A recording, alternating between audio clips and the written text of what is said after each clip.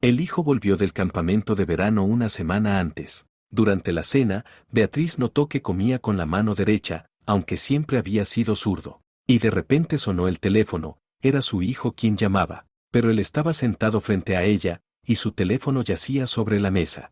Aquel día llovía. Las gruesas gotas repiqueteaban sobre el techo, creando un sonido acogedor en la casa de la familia Vargas. Beatriz estaba en la sala con una taza de té caliente cuando oyó abrirse la puerta de entrada. Qué raro, su marido no debía volver hasta dentro de 3 horas, y Mateo, su hijo de 13 años, aún debía permanecer una semana más en el campamento de verano Pinar del Río. Mamá, ya estoy en casa, se oyó una voz familiar desde el recibidor. Beatriz casi dejó caer la taza, la puso sobre la mesita y se apresuró hacia el pasillo. Mateo, ¿qué ha pasado? ¿Por qué no estás en el campamento? El hijo estaba en el recibidor, empapado hasta los huesos, con la mochila al hombro. Se veía igual que hacía 3 semanas, cuando sus padres lo llevaron al campamento, el mismo cabello castaño, los mismos ojos marrones. Pero había algo extraño en su mirada. Yo, simplemente no podía quedarme más allí. Extrañaba la casa, se encogió de hombros, bajando la vista. ¿Alguien te molestaba?, preguntó Beatriz, acercándose. No, nada de eso. Solo quería volver. Algo en sus palabras no encajaba. Mateo nunca había sido hogareño. Desde pequeño anhelaba salir, estar con amigos, ir de excursión. En casa siempre se aburría. Él mismo había suplicado a sus padres que lo enviaran a ese campamento, prometiendo que sería el verano más increíble de su vida. ¿Seguro que todo está bien? Quizás deberíamos llamar al director del campamento, sugirió Beatriz, pero Mateo negó con la cabeza con brusquedad. No, mamá, todo está bien. Ya me despedí de todos. Los monitores saben que me fui. ¿Y cómo llegaste? En autobús, respondió rápido. ¿Puedo cambiarme de ropa? Estoy empapado. Beatriz asintió, todavía con esa extraña inquietud en el pecho, pero decidió no presionarlo. Quizás solo estaba cansado, y al día siguiente explicaría mejor los motivos de su regreso. Sin embargo, una voz interior le advertía, algo había ocurrido con Mateo. Y ese algo era más serio que simple nostalgia. En los días siguientes, la inquietud de Beatriz no hizo más que aumentar. Mateo se comportaba distinto. Al principio, los cambios eran tan sutiles que casi logró convencerse de que era producto de su imaginación. Pero con cada día que pasaba, las rarezas se multiplicaban. Primero notó los cambios en el apetito. Mateo siempre había sido muy selectivo con la comida. Desde pequeño había declarado la guerra a los vegetales verdes. Especialmente detestaba el brócoli. Ni siquiera los médicos lograron convencerlo de sus beneficios. Sus padres intentaron de todo, esconderlo en salsas, hacer figuras divertidas en el plato, prometerle tiempo extra en la computadora, todo en vano. Si encontraba aunque fuera un trocito de brócoli en su plato, era capaz de montar un drama o quedarse horas sentado sin comer. Por eso Beatriz casi soltó la bandeja cuando, al tercer día tras volver del campamento, Mateo no solo comió sin protestar la guarnición de verduras, sino que incluso pidió más brócoli. ¿Estás enfermo?, bromeó ella, sirviéndole otra porción. Él se sobresaltó un poco y luego sonrió con rigidez. No, es que, en el campamento había una monitora muy estricta. Nos obligaba a terminar todo. Me acostumbré. La explicación sonaba plausible, pero algo desconcertaba a Beatriz. Mateo hablaba de aquella monitora estricta sin el dramatismo ni la indignación habituales en él, como si relatara una historia ajena. Lo segundo fue su habitación. Mateo siempre había sido un adolescente desordenado. Álvaro solía bromear diciendo que en el cuarto de su hijo había explotado una granada de calcetines y camisetas. Conseguir que ordenara era toda una hazaña que requería negociaciones, amenazas y recompensas. Y aún así, el resultado solía ser mediocre. Pero al cuarto día tras su regreso, Beatriz entró para recoger la ropa sucia y se quedó inmóvil en el umbral. La habitación brillaba de limpia. La cama estaba perfectamente hecha, no solo el edredón tirado encima, sino con esquinas dobladas como en un hotel. La ropa colgada en el armario, ordenada por colores. Los libros en la estantería, alineados alfabéticamente. Incluso la colección de figuras de superhéroes, antes esparcida por todas partes, ahora estaba dispuesta en fila, del más pequeño al más grande.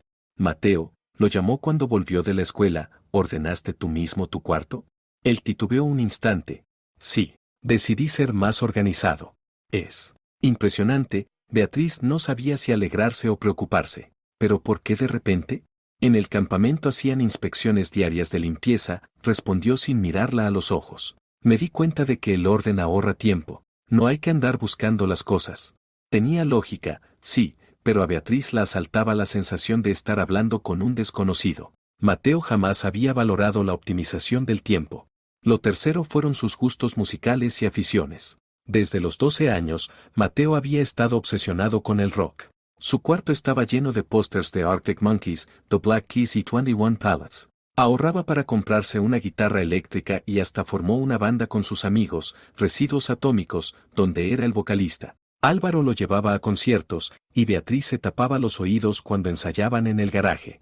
Ahora, en cambio, de su cuarto salían sonatas de Chopin y sinfonías de Mozart. Los pósters seguían en la pared, pero parecían no prestarles atención. Cuando su madre le preguntó por aquel repentino cambio de gustos, él se turbó y dijo que en el campamento había descubierto un nuevo género.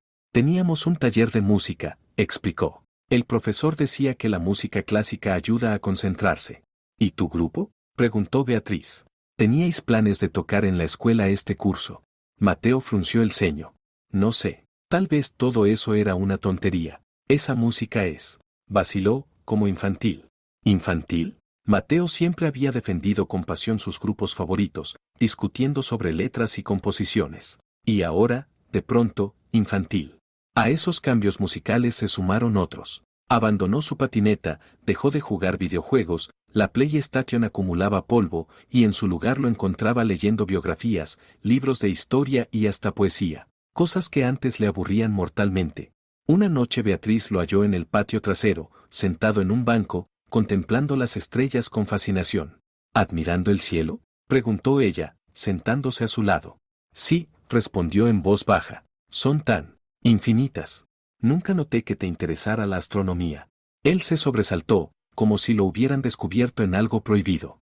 Es que, en el campamento teníamos excursiones nocturnas. Nos hablaban de las constelaciones. En el campamento, con esa frase justificaba todos los cambios, como si esas 3 semanas hubieran transformado por completo su personalidad.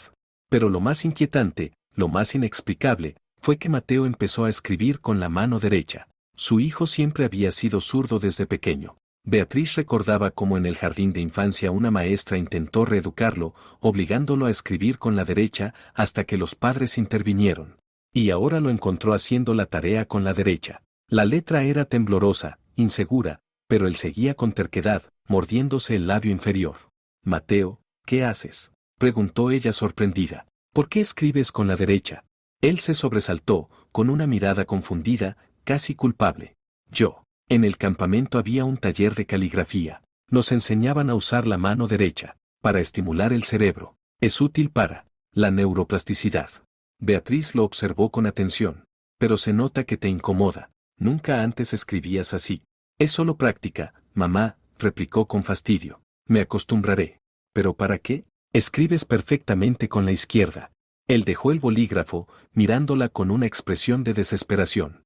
Es que, en un mundo de diestros es más fácil ser diestro, ¿entiendes? Hay cosas que son incómodas con la izquierda. Las tijeras, por ejemplo. Bueno, muchas cosas. Beatriz quedó perpleja. Mateo jamás se había quejado de ser zurdo, al contrario, se enorgullecía, mencionando a famosos zurdos como Leonardo da Vinci o Kurt Cobain. Ella fingió aceptar su explicación, pero por dentro la invadía el miedo. Algo no estaba bien. O bien su hijo había vivido algo tan traumático que lo había cambiado por completo, o no, ni siquiera podía pensar en la otra posibilidad. Era demasiado absurdo, demasiado parecido a la trama de un thriller barato. Los cambios no solo afectaban a sus hábitos y gustos, su forma de relacionarse con los demás también había cambiado. Mateo siempre había sido el alma de la fiesta, sociable, ruidoso, a veces insolente. Sus amigos llenaban la casa, jugaban videojuegos, ensayaban con la banda, hacían maratones de películas. Su teléfono no paraba de sonar con notificaciones y sus redes estaban llenas de fotos y comentarios. Ahora, en cambio, se había vuelto callado y reservado. No invitaba a nadie, contestaba con monosílabos, rechazaba encuentros con excusas. Cuando su mejor amigo, Diego, apareció sin avisar para llevarlo al skatepark, Beatriz fue testigo de algo extraño. «Hermano, ¿dónde te has metido?», dijo Diego, sosteniendo el casco. «Pensábamos que seguías en el campamento». Luego Carlos te vio en la tienda, pero hiciste como que no lo conocías. ¿Qué pasa? Perdona, murmuró Mateo. Es que, tengo muchas cosas encima. Pues cuéntame, Diego le dio una palmada amistosa en el hombro, y Beatriz notó cómo Mateo se estremecía ante el simple gesto. Para eso están los amigos. Vamos a rodar, como antes. No puedo, retrocedió Mateo. Tengo muchas tareas de verano. Diego lo miró incrédulo. ¿Tareas? ¿Tú? ¿En serio? Sí, me quedé un poco atrás. Lo siento. Cuando Diego se fue, Beatriz lo vio quedarse en la entrada, mirando la casa con absoluta perplejidad. Lo más doloroso fue el cambio con su hermana menor, Valentina. Siempre habían sido inseparables pese a los 6 años de diferencia. Mateo la adoraba, la defendía, jugaba con ella, le ayudaba con las tareas. Ella lo consideraba el mejor hermano del mundo y presumía de él con sus amigas.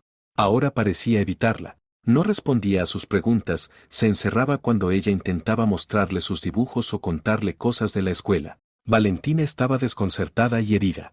Una noche, Beatriz oyó sollozos en la habitación de la niña. Valentina estaba en la cama, abrazando al oso de peluche que Mateo le había regalado. «Cariño, ¿qué pasa?», preguntó Beatriz, sentándose a su lado. «Mateo ya no me quiere», dijo entre lágrimas. «No quiere leerme un cuento antes de dormir, ni jugar conmigo. Ya no me llama Valetka. Valetka, así la había llamado desde que ella aprendió a caminar. Quizás está cansado», intentó consolarla Beatriz, aunque ni ella misma lo creía. «Ya es mayor, tiene sus preocupaciones». «No», negó Valentina con firmeza. «Ha cambiado. Le enseñé mi nuevo dibujo y ni lo miró. El verdadero Mateo siempre decía que yo dibujo mejor que nadie». El verdadero Mateo. A Beatriz se le heló la sangre. Hasta una niña de 8 años notaba que algo no estaba bien con su hermano. Esa misma noche, cuando Valentina ya dormía, Beatriz estaba de pie en el pasillo junto a la habitación de Mateo. Tras la puerta se oían sonidos apagados. Abrió con cuidado y vio a su hijo sentado en la cama, con la cabeza entre las manos, llorando en silencio. Los hombros le temblaban y los dedos se aferraban convulsivamente al cabello. Beatriz entró despacio, se sentó a su lado y le preguntó qué había pasado, cómo podía ayudarlo. Pero Mateo solo guardó silencio. Por más que la mujer intentó consolarlo, no lo consiguió. Al día siguiente Beatriz comentó sus observaciones con su marido. «Álvaro, algo no va bien con Mateo», dijo en voz baja, aunque estaban en el dormitorio con la puerta cerrada. «Ha cambiado. Por completo. En todo». Enumeró todas las rarezas que había notado, desde la comida y los gustos musicales hasta la mano derecha y sus relaciones con los amigos y con su hermana. «¿Y oíste cómo lloraba Valentina hoy?», dijo, el verdadero Mateo siempre. Beatriz se calló, incapaz de pronunciar en voz alta sus peores sospechas. Álvaro se frotó el mentón, pensativo. «Beatriz, estás exagerando», dijo, aunque sin la seguridad de siempre. «Los niños crecen, cambian, es normal». «¿Pero tan bruscamente? ¿En 3 semanas de campamento?», negó con la cabeza. «Y no se trata solo de hábitos. Es otro, más reservado, triste. Anoche lo oí llorar. Y me mira, como si tuviera miedo de algo. Quizá tiene problemas con alguna chica», aventuró Álvaro. «¿O se peleó con sus amigos? ¿O lo acosaron en el campamento? Dale tiempo, cuando esté listo, lo contará». Su esposo solía ser más racional que Beatriz. Prefería explicaciones simples y lógicas. Y, por lo general, tenía razón. «Tal vez», asintió ella, sin quedar convencida. «Pero cuando llamé al director del campamento». «¿Llamaste al campamento?». Álvaro frunció el ceño. «¿Para qué?». «Quería saber si había pasado algo extraño allí». «¿Y sabes qué dijo el director?». «Que Mateo se marchó hace una semana porque dijo que se le había muerto la abuela». La madre de Beatriz estaba completamente sana y llena de energía. Álvaro se tensó visiblemente. «¿Y qué piensas?». «No sé qué pensar». La mujer sintió como la ansiedad, contenida durante todo el día, por fin la desbordaba. «Es una locura. ¿Y si lo obligaron a decir eso? ¿O no es Mateo?». Álvaro le tomó las manos. «Beatriz, escúchate. Claro que es Mateo. ¿Quién más podría ser?». «Mañana volveré a hablar con él», respondió ella. El marido aceptó a regañadientes y dieron por terminada la conversación y se acostaron. Esa noche, Beatriz tuvo una pesadilla. De esas que parecen terriblemente reales, de las que te despiertas con el corazón desbocado y el sudor frío cubriéndote la piel. Estaba de pie al borde de un precipicio. Altos pinos la rodeaban y, abajo, a unos 15 metros, un arroyo de montaña rugía, rompiéndose contra afiladas rocas. El aire era transparente y fresco, olía a resina y a tierra húmeda. Sería hermoso, de no ser por la sensación de catástrofe inminente que le oprimía el pecho. Mamá. La voz de Mateo llegó desde un lado, y ella se volvió. Él estaba justo al borde del acantilado, a escasos centímetros del vacío. Sonreía. Pero había algo extraño en su sonrisa, parecía forzada, antinatural, como dibujada. Mateo, aléjate del borde. Gritó, tendiéndole la mano. Todo está bien, mamá, respondió él, sin moverse. Solo quiero enseñarte algo. ¿Qué? Preguntó ella, acercándose con cautela. Eso, señaló hacia abajo, al arroyo y a las rocas. Beatriz miró y de pronto vio algo que le heló la sangre. Sobre una de las rocas yacía el cuerpo de un adolescente. No podía verle el rostro por la distancia, pero de algún modo sabía con certeza que era Mateo. Su hijo estaba abajo, roto, inmóvil. En ese instante despertó, jadeando, temblando, con un grito atascado en la garganta. El dormitorio estaba oscuro, solo la luz de la luna se filtraba por las persianas. A su lado, Álvaro respiraba acompasadamente, sin haberse enterado de su brusco despertar. Beatriz miró al techo, intentando calmar la respiración y convencerse de que solo había sido un sueño, pero el sueño había sido tan vívido, tan real. Al día siguiente, Beatriz llamó a Mateo a la cocina y le propuso sentarse. Él parecía cansado, tenía sombras bajo los ojos, como si no hubiera dormido en toda la noche. Mateo, tenemos que hablar, empezó, procurando sonar serena y amable. Sé que en el campamento pasó algo, algo de lo que no quieres hablar, pero soy tu madre y quiero ayudarte. Por favor, dime la verdad. Él miró sus propias manos durante largo rato, golpeando la mesa nerviosamente con los dedos. Cuando alzó la vista, en sus ojos había una tristeza tan honda y, ¿miedo? ¿Vergüenza? Que a ella se le encogió el corazón. En respuesta, Mateo guardó silencio. Beatriz sintió cómo crecía su propio miedo. Mateo, si alguien te amenaza, podemos acudir a la policía. Te protegeremos. Él esbozó una sonrisa amarga, adulta y cansada, una expresión que ella jamás le había visto. No es eso, mamá, es solo que ciertos secretos deben seguir siéndolo. ¿Secretos? ¿Qué secretos puede tener un chico de 13 años frente a su propia madre? Beatriz empezó a perder la paciencia. Mateo es zurdo, odia el brócoli, jamás llamaría infantil a la música rock. Y nunca dejaría a su hermana pequeña llorando, enumeró en voz baja pero firme. ¿Quién eres? ¿Y dónde está mi verdadero hijo? El chico palideció aún más, los labios le temblaban. Por un momento pareció que iba a confesarlo todo, pero en lugar de eso, se levantó bruscamente de la mesa. Tú, estás loca, mamá, su voz sonó asustada e insegura. No entiendo de qué hablas. Dicho esto, salió corriendo de la cocina. Beatriz oyó cómo subía a toda prisa las escaleras y azotaba la puerta de su habitación. Segundos después, tras la puerta se oyeron sollozos apagados. La mujer se quedó sentada en la cocina, sintiéndose vacía y asustada. Esa noche la familia se sentó a cenar, Álvaro, Mateo y Beatriz. Una cena familiar normal, como tantas otras. Álvaro contaba un problema del trabajo, Mateo jugueteaba en silencio con la comida, y Beatriz intentaba mantener la conversación, aunque su mente estaba lejos. De repente sonó el teléfono de la mujer. Número desconocido. Perdonad, dijo. Voy a contestar. Beatriz aceptó la llamada del número desconocido y se llevó el teléfono al oído. Hola, mamá. Sonó una voz que le hizo flaquear las piernas. Mamá, soy yo, Mateo. Ella se volvió y miró la mesa, donde su hijo seguía sentado, con el tenedor en la mano, mirándola con leve inquietud. Su teléfono estaba a su lado. ¿Qué? Exhaló, sintiendo que la habitación empezaba a dar vueltas. Mamá, estoy en el hospital, continuó la voz al otro lado. En el hospital del distrito de San Carlos. Por favor, ven. ¿Quién? ¿Quién eres? Logró articular Beatriz. Soy yo, Mateo, tu hijo, en la voz había impaciencia y miedo. Por favor, mamá.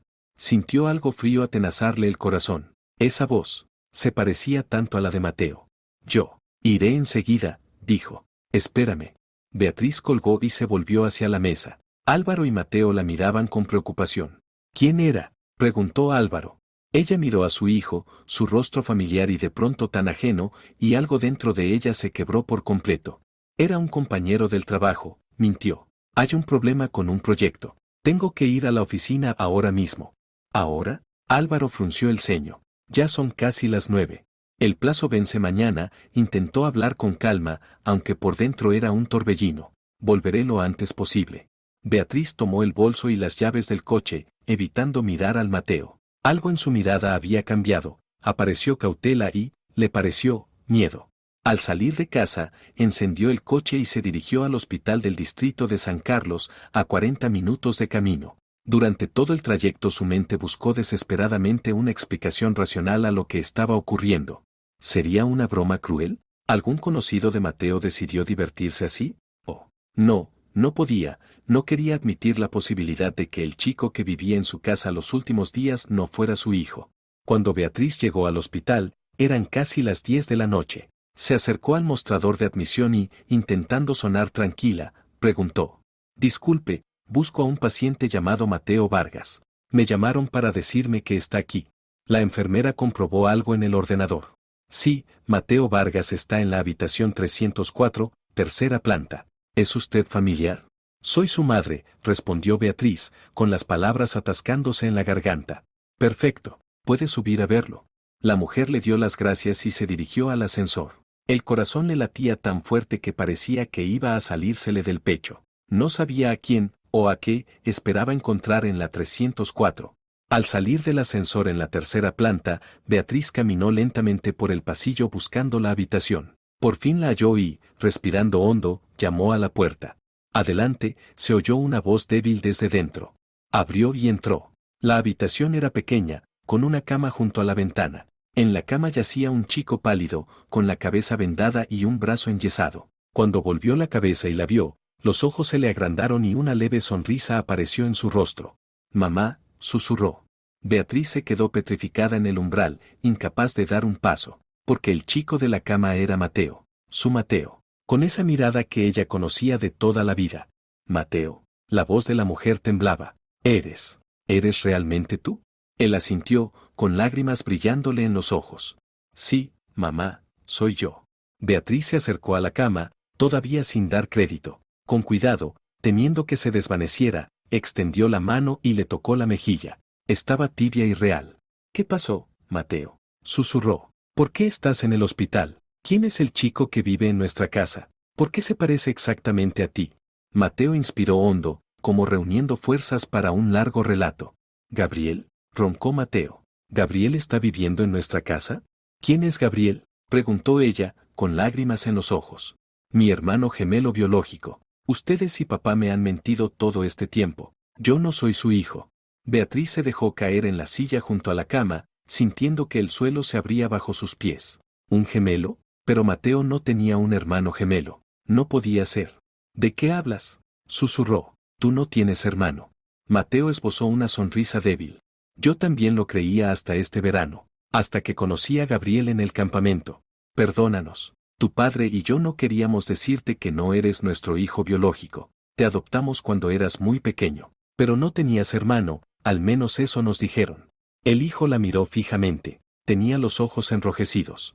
«Íbamos a contártelo cuando fueras mayor. Todos los libros de psicología infantil recomiendan no ocultar el hecho de la adopción, pero hablar de ello cuando el niño es lo bastante maduro para entender. Planeábamos decírtelo a los 16. Beatriz sintió las lágrimas correrle por las mejillas. «Perdónanos, Mateo. Deberíamos habértelo dicho antes». «¿Y Valentina?». «Ella es nuestra hija biológica. Durante mucho tiempo no podíamos concebir. Los médicos decían que prácticamente no teníamos posibilidades. Por eso decidimos adoptar. Y luego, 6 años después de tu llegada a nuestra familia, ocurrió un pequeño milagro, me quedé embarazada de Valentina». «Historia clásica», bufó Mateo. «Una pareja infértil adopta y luego, de repente, se produce un embarazo, como en las películas». En su voz no había rencor ni amargura, más bien reflexión. Dejó la fotografía y tomó el sándwich. «¿Alguna vez intentaste encontrar a mis verdaderos padres?», preguntó, dando un mordisco. «Biológicos», lo corrigió suavemente Beatriz. «Nosotros somos tus verdaderos padres, Mateo. Pero sí, lo intentamos. Los servicios sociales no encontraron rastro alguno. Tú simplemente apareciste de la nada, envuelto en una manta azul con la letra M bordada. Por eso te dieron un nombre con esa letra, Mateo». Mateo acomodó la almohada para incorporarse un poco, y Beatriz lo ayudó a ponerse más cómodo. Luego él empezó su relato de lo ocurrido. El primer día en el campamento conocí a un chico que se veía exactamente como yo. ¿Te imaginas? Como mirarme en un espejo. Todos quedaron en shock. Los monitores pensaron que era una broma, que solo nos parecíamos mucho. Pero nosotros éramos realmente idénticos. Gabriel Clark, así se llama. Empezamos a hablar. Empezamos a hacer teorías. Quizá éramos parientes, primos lejanos, pero luego encontramos algo más. Ambos tenemos una cicatriz en el tobillo derecho, igualita, como de una intervención quirúrgica. Yo siempre pensé que era una mancha de nacimiento, pero Gabriel dijo que su madre hablaba de una operación cuando él era muy pequeño. Y entonces entendimos. Que sois gemelos, concluyó Beatriz, sintiendo que la habitación empezaba a dar vueltas. Separados al nacer. Mateo asintió. No estábamos seguros, pero parecía la única explicación. Decidimos averiguar la verdad. Gabriel estaba tan conmocionado como yo. Siempre pensó que era hijo único. Beatriz cerró los ojos, intentando asimilarlo. Dos niños, separados al nacer, que se encuentran por casualidad en un campamento de verano. Sonaba a guión de película. Gabriel y yo nos hicimos amigos, continuó Mateo. Pasábamos juntos todo el tiempo libre. Los demás nos miraban como a un prodigio de la naturaleza. Algunos incluso se asustaban, como si fuéramos extraterrestres. Pero eso solo nos unió más. Sonrió con tristeza al recordar. Gabriel me contó su vida. Madre soltera, apenas llegan a fin de mes. Viven en un piso diminuto en un barrio complicado. Su madre trabaja en 2 empleos y casi nunca está en casa. Y cuando está, a menudo llega borracha y se desquita con él. Me enseñó moratones, mamá. Decía que su madre lo odiaba, que repetía a menudo que él era un error, que ojalá no existiera. Beatriz sintió que el corazón se le encogía. Pobre niño. Luego yo le hablé de mi vida, siguió Mateo. De nuestra casa, de cómo tú y papá siempre me apoyáis, de Valentina, de nuestros viajes en familia, de mi cuarto con la consola y la guitarra. Se interrumpió. Le costaba escucharlo. No porque me envidiara, sino porque le mostraba lo distintas que eran nuestras vidas, aunque él y yo somos iguales. Beatriz asintió con comprensión. Debió de ser un descubrimiento doloroso para Gabriel, saber cómo habría sido su vida si su madre hubiera tomado otra decisión. Un día nos adentramos en el bosque, más allá de los límites del campamento, prosiguió Mateo. Llegamos a un arroyo grande. Había un cortado pronunciado y nos sentamos al borde, con los pies colgando sobre el agua. Hablábamos de la vida, de lo que haríamos después del campamento. Yo decía que no podía esperar para volver a casa, a los videojuegos y a los ensayos con la banda. Y Gabriel, de pronto se puso muy triste. Dijo que en casa no le esperaba nada, que su madre quizá ni siquiera había notado que él no estaba. Mateo guardó silencio un momento, buscando las palabras. Empezamos a discutir. No sé cómo empezó. Yo decía que debía valorar a su madre a pesar de todo, que hacía lo que podía. Y él se enfadó, decía que yo no entendía nada, que era fácil hablar de vidas duras cuando lo tienes todo. La conversación se volvió tensa. Hizo una pausa, mirando por la ventana. Gabriel se levantó para irse. Yo también me puse de pie, quise detenerlo, pedirle perdón. Le agarré del brazo. Estábamos los dos justo al borde del precipicio. Y en un momento, Mateo respiró hondo. Todo pasó muy rápido. Él hizo un tirón para soltarse, yo perdí el equilibrio. Él me empujó instintivamente. Y me caí. ¿Te empujó? Preguntó Beatriz, sintiendo una oleada de ira. No, mamá, no a propósito, dijo Mateo enseguida. Fue un accidente. Estábamos demasiado cerca del borde, y los dos alterados. Él no quería empujarme. Le vi la cara en ese instante, estaba horrorizado. Beatriz se tapó la boca para no gritar. Recuerdo la caída, el golpe contra las rocas, y luego, oscuridad. Desperté aquí, en el hospital. Mateo miró a su madre con dolor en los ojos. El médico dijo que me encontró un excursionista. Estaba inconsciente, no llevaba documentación. Gabriel, cegaramente presa del pánico, se llevó mi móvil y mi cartera antes de huir. ¿Pero cómo supo nuestra dirección? Preguntó Beatriz, aún intentando comprender. Yo le había contado todo sobre nuestra vida, mamá, respondió Mateo con una sonrisa triste. La dirección, nombres de profesores, amigos. Estaba tan orgulloso de mi vida que compartí cada detalle. Le fue fácil hacerse pasar por mí, incluso imitábamos la voz del otro en broma.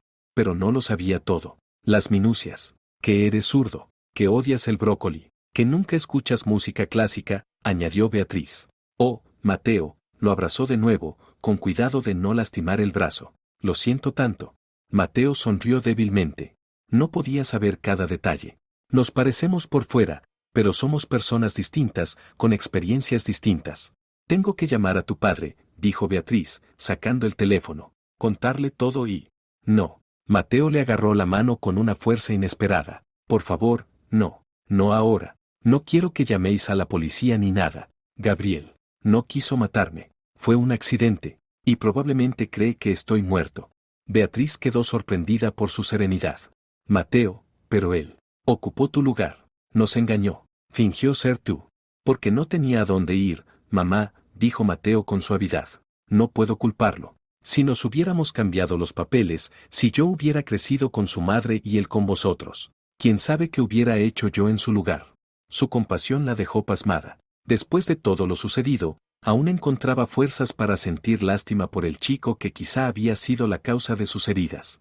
¿Entonces qué vamos a hacer?, preguntó Beatriz, notando cómo la ansiedad volvía a apoderarse de ella. No lo sé, admitió Mateo, pero primero tenemos que conocer la verdad. ¿Tú, de verdad no sabías que yo tenía un hermano gemelo? Ella negó con la cabeza. No, Mateo. El misterio de los gemelos separados al nacer sonaba a melodrama, no a vida real. Al poco, entró en la habitación el doctor Rivera, un hombre bajo, de ojos penetrantes y sonrisa tranquilizadora. ¿Cómo está hoy nuestro paciente?, preguntó, revisando la historia de Mateo.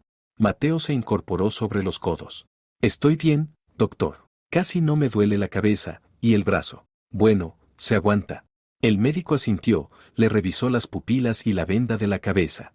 Se ve bien. La conmoción es leve y la fisura de la muñeca sanará en unas semanas. Has tenido suerte, muchacho. La caída pudo haber acabado mucho peor. ¿Entonces puedo irme a casa?, preguntó Mateo con esperanza. El doctor Rivera frunció el ceño. Por favor, insistió Mateo. De verdad me siento bien. Y mi madre tiene que volver con mi hermana, está sola en casa. Señora Vargas, el doctor se volvió hacia Beatriz, si se lleva a su hijo, tendrá que vigilarlo muy de cerca. Cualquier señal de empeoramiento, dolor de cabeza más intenso, náuseas, confusión, y regresan inmediatamente al hospital. ¿Entendido? Por supuesto, doctor. Estaré muy atenta, prometió ella. Él vaciló un instante y luego suspiró. En ese caso, prepararé los documentos de alta. La enfermera se los traerá para firmar. Mateo necesita reposo, nada de esfuerzos físicos durante al menos 2 semanas. Le recetaré analgésicos y fijaremos la fecha de la revisión. Cuando el médico salió, Mateo soltó un suspiro de alivio. Gracias, mamá. ¿Por qué? Por no discutir. Tengo que volver a casa cuanto antes. Beatriz le apretó la mano sana. Lo aclararemos todo, te lo prometo. 1 hora después, la enfermera trajo los papeles, un buen montón de documentos que Beatriz debía firmar. Seguro, consentimientos informados, instrucciones para los cuidados en casa, recetas. Los fue firmando mecánicamente, sin leer, pensando solo en lo que les esperaba en casa. ¿Y el pago?, preguntó Beatriz cuando terminó. La enfermera sonrió. Todo está tramitado por el seguro. Les enviarán más adelante una factura por los servicios no cubiertos por la póliza. Otra duda la inquietaba. Dígame, ¿la policía se interesó por el caso de Mateo? En el informe consta que fue un accidente, pero, que yo sepa, no, respondió la enfermera. Cuando lo trajeron, estaba inconsciente y sin documentación. Lo registramos como John Doe hasta que recuperó la conciencia y dijo su nombre. Su hijo insistió mucho en que la caída fue culpa suya. Dijo que había trepado demasiado alto por una roca, resbaló y cayó. Beatriz lanzó una mirada rápida a Mateo. Él estaba sentado al borde de la cama. Eso es todo, la enfermera le alargó una copia del alta. Ya pueden irse. Cuando llegaron a la casa, estaba completamente oscuro. La calle, desierta y silenciosa. ¿Listo?, preguntó Beatriz, apagando el motor. Mateo respiró hondo y asintió. Listo. Al acercarse al hogar, Beatriz notó que la luz del salón seguía encendida, aunque ya pasaba de medianoche. Álvaro debía de estar esperándola, preocupado por su larga ausencia. Ayudó a Mateo a salir del coche. Estaba débil, pero rechazó con firmeza su apoyo cuando se aproximaron a la puerta. «Puedo solo», susurró, «no quiero parecer indefenso». Beatriz asintió, respetando su deseo, pero permaneció cerca, lista para sostenerlo si se mareaba. Introdujo la llave en la cerradura y se quedó un instante inmóvil, reuniendo valor. Todo saldrá bien, susurró Mateo, al notar su vacilación. Y a ella le sorprendió que fuera el hijo quien la tranquilizara, cuando debería ser al revés. Giró la llave y abrió la puerta. Álvaro estaba sentado en un sillón del salón, mirando con tensión la pantalla del teléfono. En el sofá, con las rodillas recogidas contra el pecho, estaba sentado el Mateo, Gabriel, como ahora sabía la mujer. Alzó la cabeza al oír la puerta abrirse, y sus ojos se agrandaron de horror al verlos. Beatriz, por fin. Álvaro saltó del sillón. Intenté llamarte, pero... Y entonces vio a Mateo, de pie junto a su esposa. Su mirada fue del sofá a él y de vuelta, el rostro se le puso pálido. ¿Qué? ¿Quién? Pero Gabriel ya se había puesto de pie. Miraba a Mateo como si viera a un fantasma. Tú, susurró, estás vivo. Y al momento siguiente, para sorpresa de Beatriz, se desplomó de rodillas, con la cabeza inclinada. Perdóname, las palabras le salían entre sollozos contenidos. Pensé que estabas muerto. Te vi caer, vi cómo te golpeaste la cabeza contra la roca. Había sangre, tanta sangre. Busqué el pulso, pero no sentí nada. Entré en pánico y huí. Te juro que no quise empujarte. Álvaro contemplaba la escena con absoluta perplejidad. Beatriz, ¿qué está pasando? ¿Quién es este chico? ¿Por qué ellos? Es una larga historia, Álvaro, respondió ella, ayudando a Mateo a llegar hasta el sillón. Primero calmémonos todos. Gabriel seguía de rodillas, los hombros sacudidos por un llanto silencioso. Pueden castigarme como quieran, dijo sin levantar la vista. Mi madre. Me habría pegado con el cinturón por algo así, o me encerraría en el trastero varios días. Me merezco cualquier castigo. Mateo miró a Beatriz, suplicante y en silencio. Ella lo entendió sin palabras y se acercó a Gabriel. Levántate, dijo con suavidad, posándole la mano en el hombro. Nadie va a golpearte ni a encerrarte. En nuestra familia los problemas no se resuelven así. Gabriel alzó hacia ella una mirada incrédula y llena de lágrimas. Pero casi lo maté. Le robé la vida. Les mentí. Y por eso hablaremos seriamente, asintió Beatriz. Pero antes quiero oír toda la historia. Desde el principio. Todos se acomodaron en la sala. Álvaro, aún aturdido, se sentó en un sillón frente a Mateo. Gabriel, en el borde del sofá, como listo para salir corriendo en cualquier momento. Beatriz trajo té para todos y se sentó junto a Mateo, sujetándole con cuidado los hombros. Gabriel empezó su relato con la voz trémula. Nunca supe que tenía un hermano, dijo, lanzando miradas furtivas a Mateo. Mamá nunca habló de eso. En general hablaba poco conmigo, salvo para gritar. Cuando vi a Mateo en el campamento, fue como un milagro, como mirarme en un espejo, pero el reflejo sonreía cuando yo estaba serio. Contó cómo él y Mateo pasaban juntos cada minuto libre, cómo se contaban historias de sus vidas tan distintas. Él hablaba de ustedes, de las cenas en familia, de los viajes al mar, de cómo siempre lo apoyan, incluso cuando se equivoca. Gabriel hablaba en voz baja, mirando al suelo. Al principio no lo creí, pensé que exageraba para presumir. Esas familias existen solo en las películas, no en la vida real. Describió su vida con su madre, el piso diminuto con el techo siempre goteando, los vecinos ruidosos que se gritaban entre sí, la madre que volvía borracha y descargaba en él su mal humor. A veces se olvidaba de comprar comida y pasaba días comiendo solo cereal seco, si quedaba, siguió. Y cuando le pedía dinero para el almuerzo en la escuela, decía que le salía demasiado caro. Luego Gabriel contó aquel día fatal junto al arroyo, casi igual que lo hizo Mateo en el hospital. No quise empujarlo, la voz le tembló. Fue un accidente. Los dos estábamos alterados, gritándonos. Yo solo quería irme, y él me agarró del brazo. Gabriel respiró hondo antes de continuar. Cuando cayó, grité su nombre. Luego bajé hasta él. Había un charco de sangre alrededor de su cabeza. Intenté buscarle el pulso, pero me temblaban las manos. Estaba seguro de que estaba muerto. Y entré en pánico. Te llevaste su teléfono y su cartera, dijo Álvaro en voz baja. Y decidiste ocupar su lugar. Gabriela sintió sin levantar la vista. No lo había planeado. Es solo que, cuando entendí lo que había pasado, supe que me culparían de asesinato, que iría a la cárcel, o peor, que me devolverían con mi madre. Y entonces recordé todo lo que Mateo había contado sobre su casa, sobre ustedes. Y pensé que podía simplemente convertirme en él, aunque fuera por un tiempo. ¿Les dijiste a los monitores que tus padres te habían recogido?, preguntó Beatriz. Sí, ni siquiera lo comprobaron. Les mostré un mensaje en el móvil de Mateo, supuestamente de ustedes. Las monitoras jóvenes me creyeron. Mateo, que hasta ese momento escuchaba en silencio, preguntó de pronto. ¿Cómo llegaste aquí? En autobús, contestó Gabriel. Tenías un billete de regreso con descuento en la mochila, ¿recuerdas? Y me sabía su dirección de memoria, hablabas de ella tan a menudo. Y luego simplemente, te hiciste pasar por mí, resumió Mateo, sin reproche en la voz, solo constatando el hecho. Gabriel inclinó aún más la cabeza.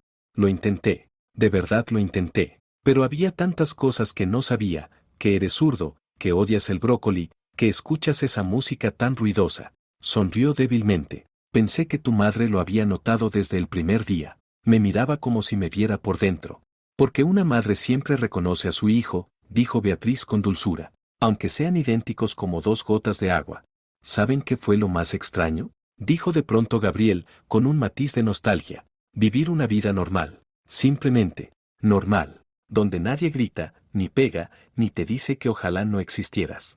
Echó un vistazo a su alrededor, como si viera la sala por primera vez de verdad. Aquí siempre hay comida en la nevera. Siempre está limpio. Hay calor. Nadie llega borracho a las 3 de la mañana. Nadie te despierta a gritos. Nadie tira tus cosas por la ventana porque haces demasiado ruido. Beatriz notó cómo Álvaro apretaba los reposabrazos hasta blanquear los nudillos. Mateo miraba a su doble con una mezcla de dolor y compasión. Y además aquí hay juguetes, siguió Gabriel con asombro infantil. Una consola de verdad. Yo nunca tuve ni un cochecito de juguete, mamá decía que era tirar el dinero. Me hacía juguetes con cartón y cuerdas. Miró a Mateo con una sonrisa tímida. Perdón por ponerme tu ropa, estaba tan nueva, no remendada 100 veces. Y olía a suavizante, no a humo de cigarrillo. ¿Y tu habitación? Negó con la cabeza, es más grande que todo nuestro piso. Y la cama, con un colchón de verdad, no una plegable con el centro hundido. Las 3 primeras noches ni podía dormir, era demasiado blando y silencioso. Gabriel hablaba y hablaba, describiendo cosas simples y cotidianas que para él eran lujos increíbles, una ducha caliente con toallas limpias, 3 comidas al día. Poder leer tranquilo sin temer que su madre irrumpiera con otro arranque de ira. Y Valentina, se le quebró la voz. Nunca pensé que los niños pequeños pudieran ser tan buenos. Me enseñaba sus dibujos, quería jugar conmigo, no sabía qué hacer, tenía miedo de hacerle daño, así que, la evitaba. Miró a Beatriz con culpa. Perdón por eso, no quería entristecer a Valentina, solo que no sabía cómo ser hermano mayor. Lo más increíble son ustedes, dijo, pasando la mirada de Beatriz a Álvaro. Me preguntan cómo me fue el día. ¿Les importa mi opinión? Dicen por favor y gracias. Abrazan porque sí, sin motivo. Guardó silencio, con la cabeza gacha. Cuando volvió a hablar, su voz era casi un susurro. Sé que debo volver con mi madre. Sé que merezco un castigo por todo lo que hice. Pero, estos días han sido los más felices de mi vida. Cayó un silencio pesado. Beatriz miró a Álvaro buscando apoyo. Su gesto era adusto, pero en sus ojos no había ira, sino compasión. Luego miró a Mateo. Él observaba pensativo a su hermano gemelo. Mamá, dijo por fin Mateo, tenemos que llevar a Gabriel con su madre. Hay que aclararlo todo. Beatriz asintió, de acuerdo con sus palabras, aunque por dentro se resistía a la idea de devolver al niño a esa situación terrible que había descrito. Álvaro también asintió, y ella vio que lo atormentaban las mismas dudas. Gabriel los miró con miedo. Por favor, no. Se va a poner furiosa. Ya habrá notado que desaparecí y me habrá preparado un castigo especial. Debemos hacerlo, Gabriel, dijo Beatriz con suavidad.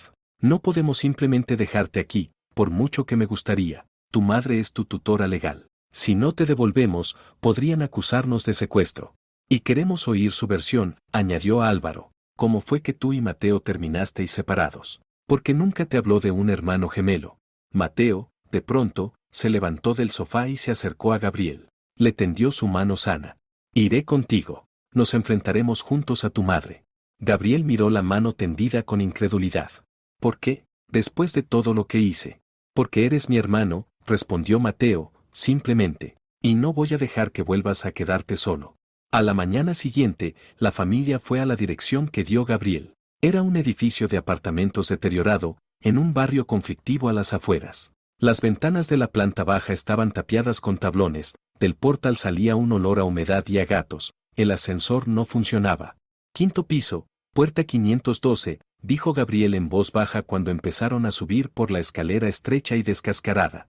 Mateo, pese a sus lesiones, insistió en ir por su propio pie. Avanzaba despacio pero con determinación, deteniéndose a veces para recuperar el aliento. Gabriel iba a su lado, listo para sostenerlo si hacía falta. Al llegar al piso indicado, Gabriel se plantó ante la puerta desconchada con el número 512. La mano con la que iba a llamarle temblaba. No puedo, susurró. Estamos aquí contigo, dijo Álvaro, posándole la mano en el hombro. Gabriel respiró hondo y llamó. Al principio no se oyó nada dentro. Luego percibieron pasos irregulares, un insulto fuerte y el sonido de un vidrio roto. Por fin, la puerta se abrió de golpe. En el umbral había una mujer de unos 35 años, aunque parecía mucho mayor. Largos cabellos oscuros descuidados, ojeras profundas, piel pálida y enfermiza. Llevaba una camiseta arrugada y vaqueros gastados. En la mano apretaba un cigarrillo, cuyas cenizas caían sobre el suelo pisoteado. Por fin apareces, escupió al ver a Gabriel. La mirada, turbia, el habla, algo pastosa, estaba claramente ebria, pese a lo temprano de la mañana. ¿Dónde demonios has estado 2 semanas? Ya pensaba que me había librado de ti para siempre. Entonces vio a los demás, y su mirada fue a Mateo. El cigarrillo se le cayó de los dedos y se le abrió la boca de puro soc. ¿Qué? Parpadeó varias veces, mirando de un chico al otro. ¿Qué diablos es esto? Señora Clark, preguntó Álvaro con cortesía. ¿Podemos pasar a hablar? La mujer entornó los ojos, observándolos con sospecha. ¿Y ustedes quiénes son? Me llamo Álvaro Vargas, esta es mi esposa, Beatriz. Y este es nuestro hijo, Mateo, respondió con calma. Tenemos preguntas sobre Gabriel. La mujer palideció aún más, si es que era posible. Miró a Mateo, luego a Gabriel, y finalmente se apartó de la puerta. Pasen, soltó. Pero no esperen que esté limpio aquí. Alzó la cabeza al oír la puerta abrirse, y sus ojos se agrandaron de horror al verlos. Beatriz, por fin. Álvaro saltó del sillón. Intenté llamarte, pero... Y entonces vio a Mateo, de pie junto a su esposa. Su mirada fue del sofá a él y de vuelta, el rostro se le puso pálido. ¿Qué? ¿Quién? Pero Gabriel ya se había puesto de pie. Miraba a Mateo como si viera a un fantasma. Tú, susurró, estás vivo. Y al momento siguiente, para sorpresa de Beatriz, se desplomó de rodillas, con la cabeza inclinada. Perdóname, las palabras le salían entre sollozos contenidos. Pensé que estabas muerto. Te vi caer, vi cómo te golpeaste la cabeza contra la roca. Había sangre, tanta sangre. Busqué el pulso, pero no sentí nada. Entré en pánico y huí. Te juro que no quise empujarte. Álvaro contemplaba la escena con absoluta perplejidad. Beatriz, ¿qué está pasando? ¿Quién es este chico? ¿Por qué ellos? Es una larga historia, Álvaro, respondió ella, ayudando a Mateo a llegar hasta el sillón. Primero calmémonos todos. Gabriel seguía de rodillas, los hombros sacudidos por un llanto silencioso. Pueden castigarme como quieran, dijo sin levantar la vista. Mi madre. Me habría pegado con el cinturón por algo así, o me encerraría en el trastero varios días. Me merezco cualquier castigo. Mateo miró a Beatriz, suplicante y en silencio. Ella lo entendió sin palabras y se acercó a Gabriel. Levántate, dijo con suavidad, posándole la mano en el hombro. Nadie va a golpearte ni a encerrarte. En nuestra familia los problemas no se resuelven así. Gabriel alzó hacia ella una mirada incrédula y llena de lágrimas. Pero casi lo maté. Le robé la vida. Les mentí. Y por eso hablaremos seriamente, asintió Beatriz. Pero antes quiero oír toda la historia. Desde el principio. Todos se acomodaron en la sala. Álvaro, aún aturdido, se sentó en un sillón frente a Mateo. Gabriel, en el borde del sofá, como listo para salir corriendo en cualquier momento. Beatriz trajo té para todos y se sentó junto a Mateo, sujetándole con cuidado los hombros. Gabriel empezó su relato con la voz trémula. Nunca supe que tenía un hermano, dijo, lanzando miradas furtivas a Mateo. Mamá nunca habló de eso. En general hablaba poco conmigo, salvo para gritar. Cuando vi a Mateo en el campamento, fue como un milagro, como mirarme en un espejo, pero el reflejo sonreía cuando yo estaba serio. Contó cómo él y Mateo pasaban juntos cada minuto libre, cómo se contaban historias de sus vidas tan distintas. Él hablaba de ustedes, de las cenas en familia, de los viajes al mar, de cómo siempre lo apoyan, incluso cuando se equivoca. Gabriel hablaba en voz baja, mirando al suelo. Al principio no lo creí. Pensé que exageraba para presumir. Esas familias existen solo en las películas, no en la vida real. Describió su vida con su madre, el piso diminuto con el techo siempre goteando, los vecinos ruidosos que se gritaban entre sí, la madre que volvía borracha y descargaba en él su mal humor.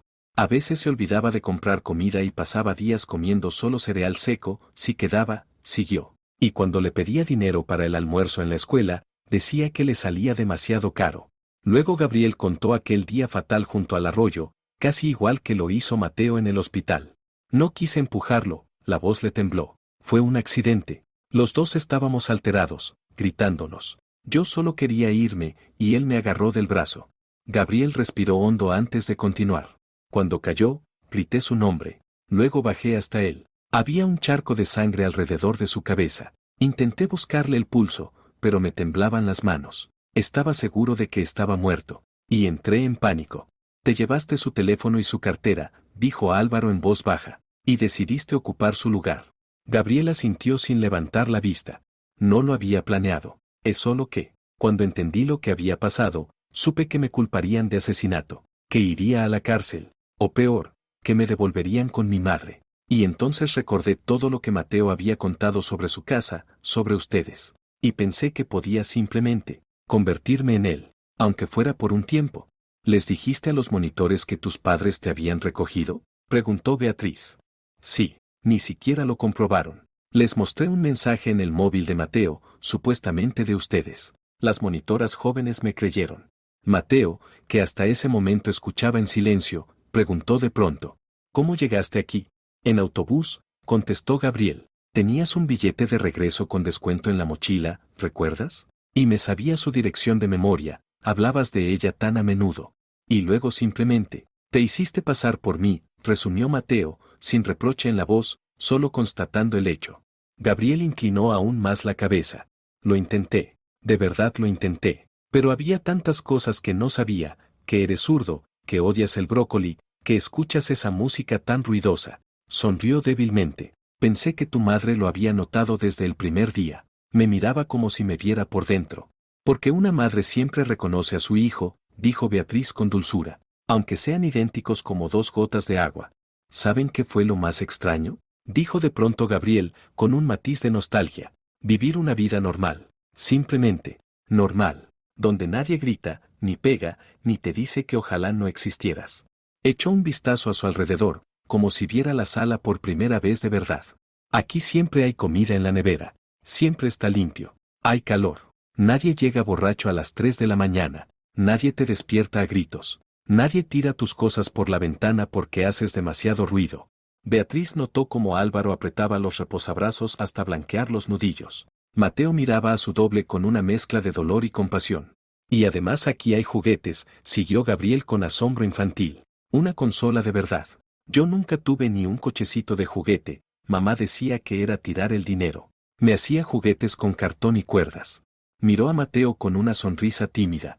Perdón por ponerme tu ropa, estaba tan nueva, no remendada 100 veces. Y olía a suavizante, no a humo de cigarrillo. ¿Y tu habitación? Negó con la cabeza, es más grande que todo nuestro piso. Y la cama, con un colchón de verdad, no una plegable con el centro hundido. Las 3 primeras noches ni podía dormir, era demasiado blando y silencioso. Gabriel hablaba y hablaba, describiendo cosas simples y cotidianas que para él eran lujos increíbles, una ducha caliente con toallas limpias, 3 comidas al día. Poder leer tranquilo sin temer que su madre irrumpiera con otro arranque de ira. Y Valentina, se le quebró la voz. Nunca pensé que los niños pequeños pudieran ser tan buenos. Me enseñaba sus dibujos, quería jugar conmigo, no sabía qué hacer, tenía miedo de hacerle daño, así que, la evitaba. Miró a Beatriz con culpa. Perdón por eso, no quería entristecer a Valentina, solo que no sabía cómo ser hermano mayor. Lo más increíble son ustedes, dijo, pasando la mirada de Beatriz a Álvaro. Me preguntan cómo me fue el día. ¿Les importa mi opinión? Dicen por favor y gracias. Abrazan porque sí, sin motivo. Guardó silencio, con la cabeza gacha. Cuando volvió a hablar, su voz era casi un susurro. Sé que debo volver con mi madre. Sé que merezco un castigo por todo lo que hice. Pero, estos días han sido los más felices de mi vida. Cayó un silencio pesado. Beatriz miró a Álvaro buscando apoyo. Su gesto era adusto, pero en sus ojos no había ira, sino compasión. Luego miró a Mateo. Él observaba pensativo a su hermano gemelo. Mamá, dijo por fin Mateo, tenemos que llevar a Gabriel con su madre. Hay que aclararlo todo. Beatriz asintió, de acuerdo con sus palabras, aunque por dentro se resistía a la idea de devolver al niño a esa situación terrible que había descrito. Álvaro también asintió, y ella vio que lo atormentaban las mismas dudas. Gabriel los miró con miedo. Por favor, no. Se va a poner furiosa. Ya habrá notado que desaparecí y me habrá preparado un castigo especial. Debemos hacerlo, Gabriel, dijo Beatriz con suavidad. No podemos simplemente dejarte aquí, por mucho que me gustaría. Tu madre es tu tutora legal. Si no te devolvemos, podrían acusarnos de secuestro.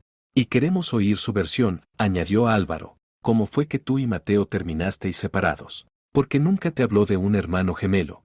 Mateo, de pronto, se levantó del sofá y se acercó a Gabriel. Le tendió su mano sana. Iré contigo. Nos enfrentaremos juntos a tu madre. Gabriel miró la mano tendida con incredulidad. ¿Por qué? Después de todo lo que hice. Porque eres mi hermano, respondió Mateo, simplemente. Y no voy a dejar que vuelvas a quedarte solo. A la mañana siguiente, la familia fue a la dirección que dio Gabriel. Era un edificio de apartamentos deteriorado, en un barrio conflictivo a las afueras. Las ventanas de la planta baja estaban tapiadas con tablones, del portal salía un olor a humedad y a gatos, el ascensor no funcionaba.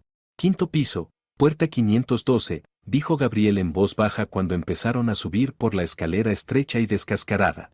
Mateo, pese a sus lesiones, insistió en ir por su propio pie. Avanzaba despacio pero con determinación, deteniéndose a veces para recuperar el aliento. Gabriel iba a su lado, listo para sostenerlo si hacía falta.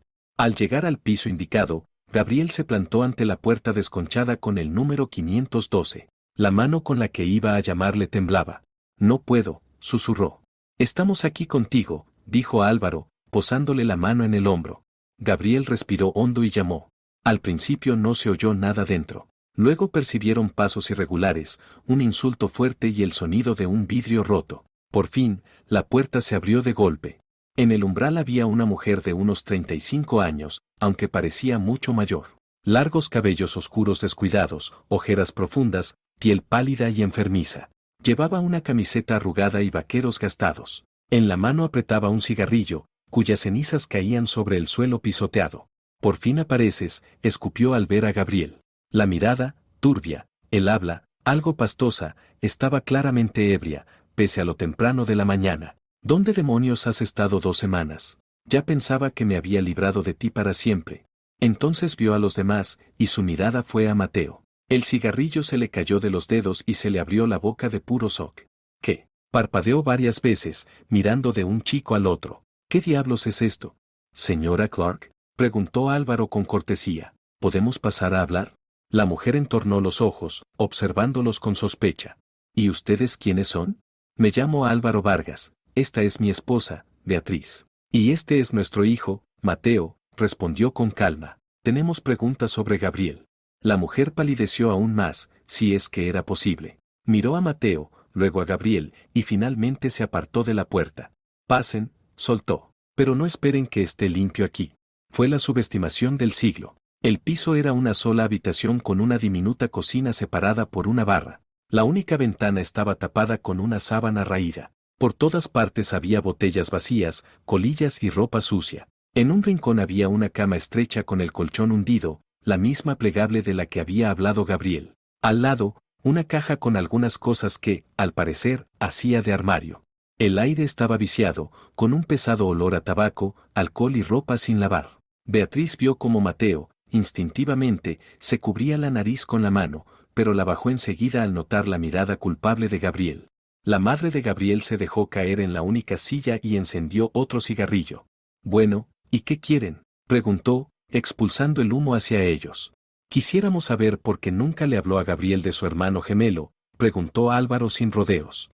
La mujer dio otra calada, mirando fijamente a Mateo. Así que ahí te metiste, murmuró, como hablándose a sí misma. Caíste en una familia decente. Tuviste suerte.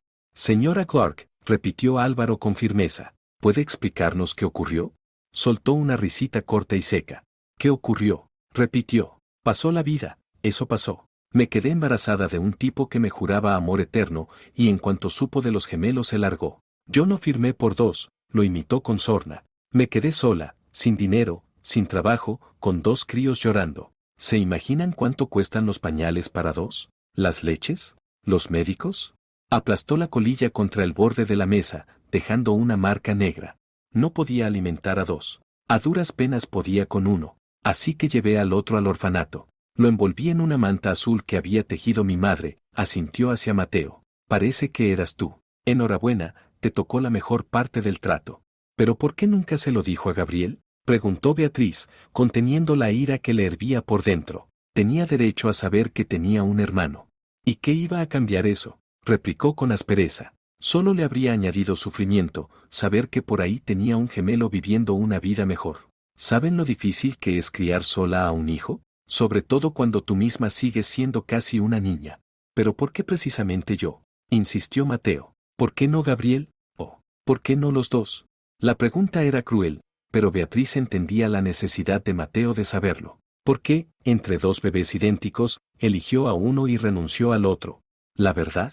Esbozó una sonrisa amarga. Tiré una moneda. En serio, eran exactamente iguales. No podía decidir. Así que simplemente, lancé una moneda. Cara, me quedo con el primero. Cruz, con el segundo. Salió cruz. Beatriz sintió una oleada de furia. El destino de su hijo, de toda su familia, decidido por el capricho de una moneda, era tan absurdo, tan cruel, que apenas podía contenerse para no decirle a aquella mujer todo lo que pensaba de ella. La mujer se dio cuenta de que Gabriel estaba pegado a la pared, como intentando volverse invisible. Mateo, en cambio, se había erguido y miraba a la mujer que, técnicamente, era su madre biológica con fría distancia. ¿Y ahora qué quieren? Preguntó la señora Clark. ¿Dinero? No tengo. ¿Disculpas? Sí, perdón por no haber podido criar a los dos niños en el lujo. ¿Llevarse a Gabriel? Hizo un gesto con la mano. Llévenselo si quieren. Solo me saca el dinero. A esas palabras Gabriel se estremeció como si le hubieran pegado. Álvaro le puso la mano en el hombro en un gesto protector. Vinimos a conocer la verdad, dijo Álvaro con firmeza. Y ahora la sabemos.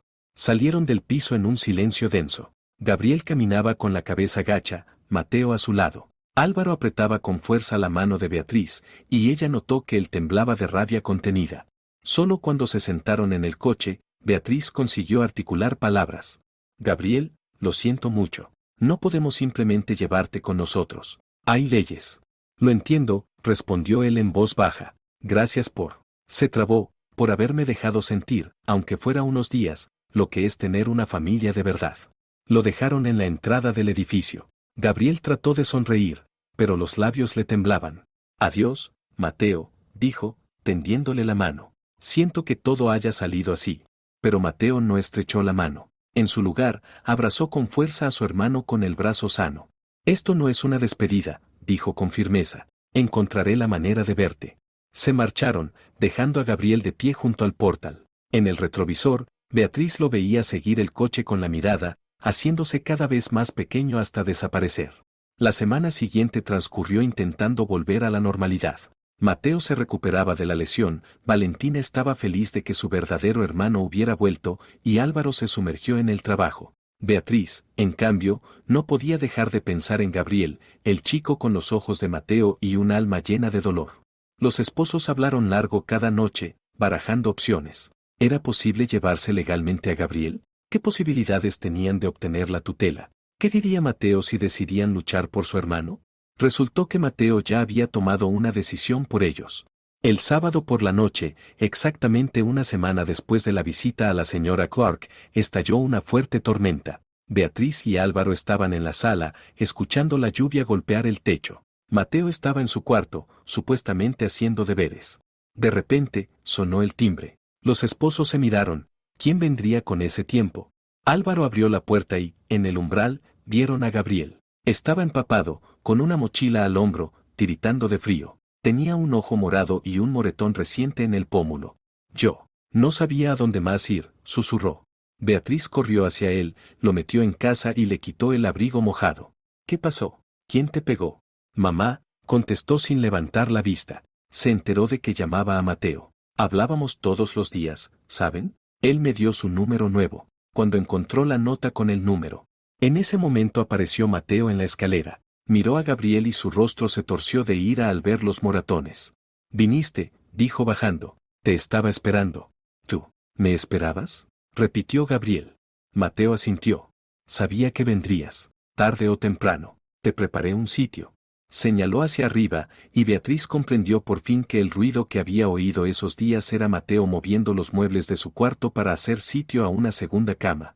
«No puedes volver allí», dijo Mateo con firmeza, mirando a su hermano. «Y no voy a dejar que te vayas. Mamá, papá», se volvió hacia sus padres, «tenemos que hacer algo». Ella lo golpea. «Sé que no podemos simplemente llevárnoslo, pero tiene que haber alguna vía legal». Beatriz miró a Álvaro y vio en sus ojos la misma decisión que había madurado en su propio corazón. «La hay», dijo Álvaro. «Acudiremos a servicios sociales. Denunciaremos maltrato infantil. Con esos hematomas tendremos pruebas. Y pediremos la tutela temporal», añadió Beatriz. «Luego iniciaremos la adopción. Como sus tíos biológicos, tenemos prioridad». «¿De verdad quieren hacerlo?», preguntó Gabriel, incrédulo. «Claro que sí», Mateo lo abrazó por los hombros. «Eres parte de nuestra familia. Siempre lo fuiste, solo que no lo sabíamos». Gabriel rompió a llorar, no con lágrimas contenidas como antes, sino con un llanto fuerte y liberador, el de alguien que por fin ha encontrado su hogar. Los meses siguientes se llenaron de audiencias, visitas de trabajadores sociales y papeleo interminable. Los vecinos confirmaron que a menudo oían gritos y llantos en el piso de la señora Clark. Los profesores de Gabriel hablaron de señales de golpes que habían notado y de cómo a veces el chico llegaba a la escuela con hambre. La propia señora Clark ni siquiera intentó luchar, renunció fácilmente a la patria potestad a cambio de una pequeña compensación de $1,200.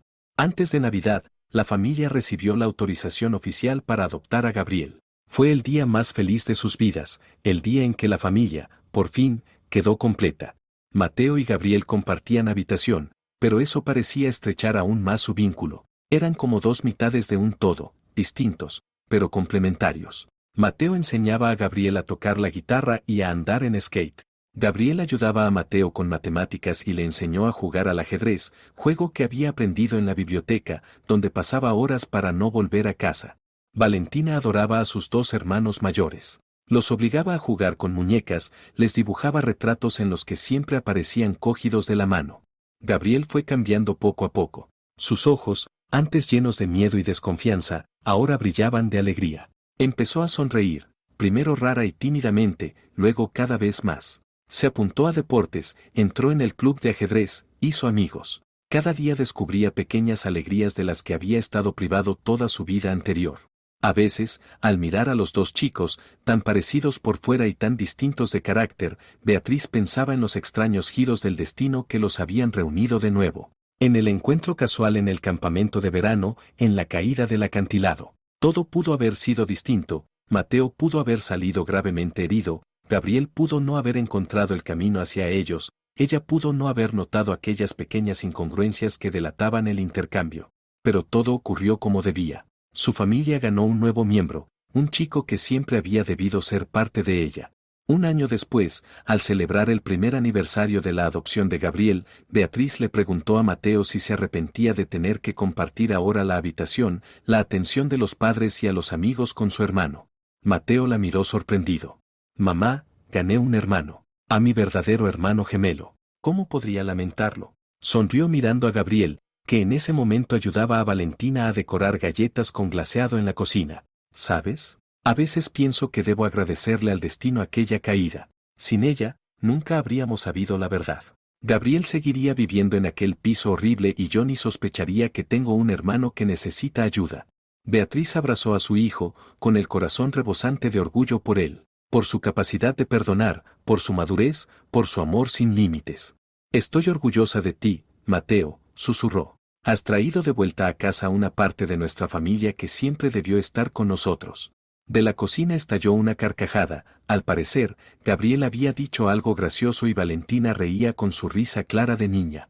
«¿Lo oyes?», preguntó Mateo, sonriendo. «Así suena una familia completa». Y Beatriz no pudo más que darle la razón. Así sonaba, una familia plena y feliz, por fin reunida tras una larga separación. Si te gustó la historia, por favor apóyala con un like, un comentario o una suscripción. Gracias.